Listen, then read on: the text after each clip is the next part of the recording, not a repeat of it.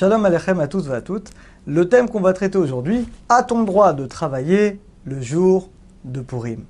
C'est vrai qu'il y a beaucoup de mitzvot le jour de Purim, la Megillah, Mishloach Manot, l'argent aux pauvres, le Mishté, Machasita Shekel, ceux qui l'ont pas fait déjà quelques jours avant. Est-ce qu'on a le droit au niveau de l'Acha de travailler, oui ou non? Alors la Gemara nous dit dans Megillah, page 5, que Rabbi Nathan Etia Bepurim, lui, le jour de Purim, il avait planté un arbre. Alors la Gemara s'étonne.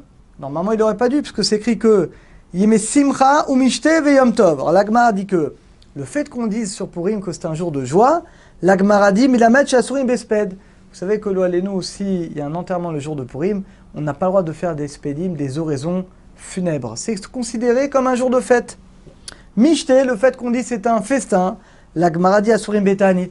Quelqu'un il veut jeûner le jour de Purim, ou alors c'est l'anniversaire du décès de Loalenu, quelqu'un de proche, on n'a pas le droit. Il n'y a aucune raison qui peut permettre de jeûner le jour de Purim. Et le fait que Yom Tov, alors Yom Tov c'est qu'a priori, de même que Yom Tov, on n'a pas le droit de travailler, Purim également. Mais dit l'Agmara, la conclusion de l'Agmara, on a pris sur nous uniquement les deux premières choses. On a pris sur nous Yeme Simcha ou Mishte, on a pris sur nous de ne pas jeûner le jour de Purim, on a pris sur nous également de ne pas faire d'oraison funèbre, mais on n'a pas pris sur nous le jour de Purim comme un Yom Tov. Et c'est dans la raison pour laquelle que, quand vous regardez la Megillah, c'est écrit Yeme Simcha ou Mishte. C'est écrit ce sont des jours de joie et de Mishte et de festin. Mais c'est pas écrit, ce n'est pas écrit dans la Megillah que ce sont des jours de Yom Tov. Pourquoi? Parce qu'en réalité, ce n'est pas un Yom Tov. Néanmoins, dit Shulchan Arour, bien que d'après la stricte halakha, on a le droit de travailler, néanmoins, dit Shulchan Arour, la majorité des minagim, en général la coutume, est de ne pas travailler. C'est vrai que c'est assez compliqué, il y a tellement de mitzvot, ça prend du temps d'avoir la Megillah, etc., le repas. Le problème, si quelqu'un travaille, ça va être très très compliqué, voire quasiment impossible, de faire les mitzvot comme il faut. Mais en tout cas, d'après la stricte halakha, il n'y aurait pas d'interdit. Quand on parle de travailler, qu'est-ce qu'on parle? Alors d'abord, quand on parle de travail, c'est vraiment un travail réel, ça veut dire. Le commerce, par exemple, il n'y aurait pas de problème. Imaginez un magasin qui doit rester ouvert, de commerce, il a besoin de vendre.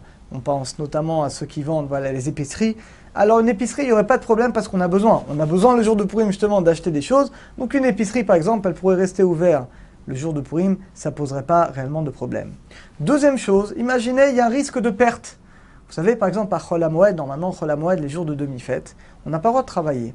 C'est écrit que si tu veux éviter une perte d'argent, tu as le droit. Eh bien là, Purim, c'est pareil. Imagine, je ne sais pas, tu dois impérativement faire quelque chose, sinon ton client, tu vas le perdre. Il faut que tu lui envoies un papier, un document, il faut que tu le vois. Il faut que tu fasses quelque chose, pas pour faire un nouveau client, pas pour gagner de l'argent, mais pour juste éviter une perte d'argent. Alors là, évidemment que dans ce cas-là, tu as le droit, dans ce cas-là, d'éviter une perte.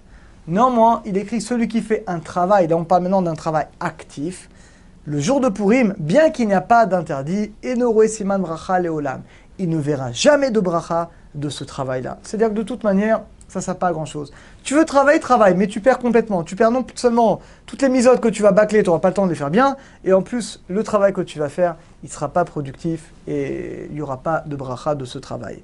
Alors c'est vrai que pour les gens qui sont à leur compte, c'est plus facile. Pour les salariés, ça dépend. Si tu peux le prendre dans les jours de congé, alors prends-les, ça vaut le coup. Et comme ça, tu peux passer ta journée de Purim comme il faut. Si tu peux pas, tu peux vraiment pas, si tu n'as pas le choix, tu peux travailler et tu te débrouilleras pour écouter la Megillah très tôt, faire le Mishté le matin ou l'après-midi, le midi, entre midi et 2, tu te débrouilleras pour pouvoir faire dans ce cas-là toutes les mitzvot de Purim.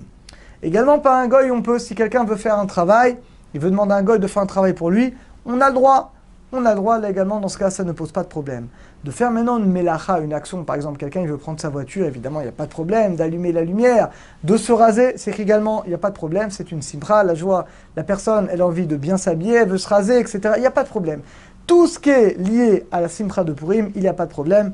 Et dans la mesure du possible, évidemment, on évitera de travailler, d'étudier la Torah, d'écrire. Voilà, vous écoutez des belles paroles de Torah le jour de Purim, vous voulez les écrire, évidemment qu'il n'y a aucun problème. Chol HaMoed également, c'est totalement permis. Donc en résumé, bien qu'il n'y a pas d'interdiction stricte de travailler le jour de Purim, il est conseillé, si vous pouvez, de ne pas travailler pour pouvoir vraiment profiter, vivre la journée de Purim comme il se doit. Si vous êtes obligé de travailler, vous pouvez. Dans ce cas, vous essayez de réduire au maximum pour pouvoir faire toutes les mitzvot de Purim. On a dit que dès qu'il y a une perte d'argent, vous voulez éviter une perte d'argent, on a le droit, vous voulez vendre une action d'urgence, elle est en train de chuter, vous avez le droit à tout ce qui est destiné à empêcher une perte, dans ce cas-là, évidemment qu'il n'y a aucun problème. On peut demander à un goy de travailler pour nous, il n'y a aucun problème.